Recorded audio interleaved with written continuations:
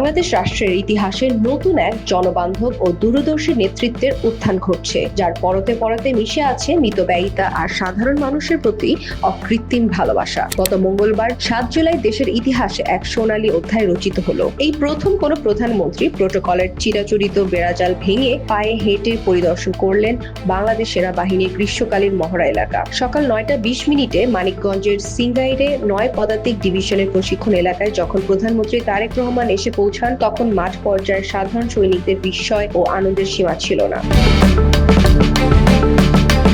কোনো রাজকীয় আয়োজন নয়, প্রধানমন্ত্রী সশরীরে নেমে গেলেন অন্ধকার সেনা বাংকারে। সেখানে মহড়ায় অংশ নেওয়া অফিসার ও সৈনিকদের সাথে মাটিতে বসে গল্পে মাতলেন। মুখে তুলে নিলেন সেনাদের জন্য প্রস্তুত করা তাৎক্ষণিক সাধারণ খাবার। দেশের সরকার প্রধানকে এইভাবে নিজেদের বাংকারে নিজেদের প্লেট থেকে খাবার খেতে দেখে আবেগ আপ্লুত হয়ে পড়েন সেনা সদস্যরা। বিশ্লেষকরা বলছেন, এই দূরদর্শিতা এবং মাটির কাছাকাছি থাকার গুণটি যেন পারিবারিক ঐতিহ্যেরই এক অনন্য ধারাবাহিকতা। পিতা সততার জীবন্ত কিংবদন্তি শহীদ রাষ্ট্রপতি জিয়াউর রহমান এবং মাতা আপসহীন দেশপ্রেমের প্রতীক বেগম খালেদা জিয়ার সেই মহৎ শিক্ষা নিয়েই আজ রাষ্ট্র পরিচালনা করছেন তারেক রহমান।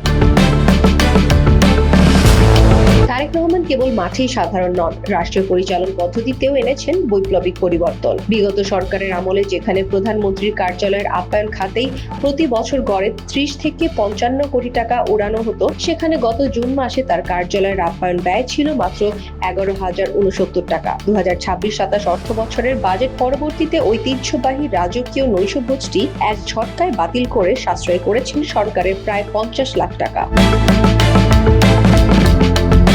জনগণকে কৃচ্ছ্রতা সাধনের আহ্বান জানিয়ে তিনি নিজেই এর প্রথম উদাহরণ তৈরি করেন। সরকারি গাড়ির জৌলস বর্জন করে চড়ছেন নিজের ব্যক্তিগত টয়োটা গাড়ি, যার খরচ যাচ্ছে ব্যক্তিগত তহবিল থেকে। ঢাকার রাস্তায় যানজট ও ভোগান্তি কমাতে নিজের গাড়ি বহর 14টি থেকে কমিয়ে মাত্র 4টিতে এনেছেন। এমনকি ঢাকার বাইরে যাতায়াতের জন্য বেছে নিয়েছেন সাধারণ বাস। নিজের দল ও প্রশাসনের ওপরও এনেছেন কঠোর নিয়ন্ত্রণ। স্পষ্ট জানিয়ে দিয়েছেন, কোনো সংসদ সদস্য করমুক্ত গাড়ি আমদানির বিশেষ সুবিধা পাবেন না। সরকারি কর্মকর্তাদের গাড়ি ক্রয় ও জ্বালানি বরাদ্দ 30% কমানোর পাশাপাশি স্থগিত করেছে সব ধরনের সরকারি অর্থায়নে বৈদেশিক প্রশিক্ষণ ও মহোৎসব।